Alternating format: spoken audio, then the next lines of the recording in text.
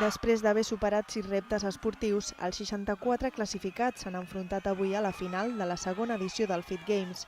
No es una prueba fácil, pero portan meses de entrenamiento. Más que difícil ha sido un reto para cumplir, que yo necesitaba este reto y todos los días he estado entrenando y practicando cada prueba para hacerlo lo mejor posible. Después de hacer los burpees es un momento muy complicado, es muy crítico porque el sprint que tienes que hacer al volver luego a hacer la cuerda es el más, La pluja ha obligat a aturar la competició durant gairebé una hora. La continuïtat de la prova s'ha posat en dubte fins que professors i organització han pres una decisió. Hem vist que no relliscava massa i que no era perillós per l'alumnat i aleshores hem decidit fer les dues proves que queden. L'altra meitat, després de veure com ho han fet els companys, volien fer-ho i la resta animar-los.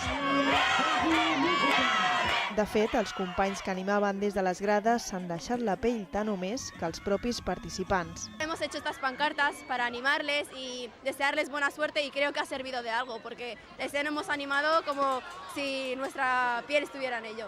Para que vea que apoyamos a nuestros compañeros de verdad, de corazón, y que no estamos aquí solo para mirar cómo corren y ya está.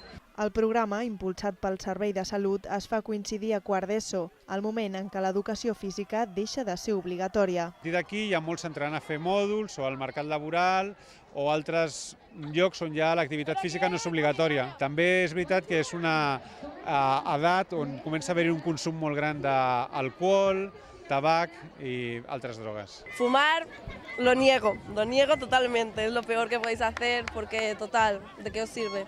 Tenéis que llevar una vida muy sana. Una part del joc s'ha desenvolupat a l'assignatura d'Educació Física i l'altra fora de les aules. Els joves hospitalencs tenen ara al seu abast una altra forma d'oci saludable.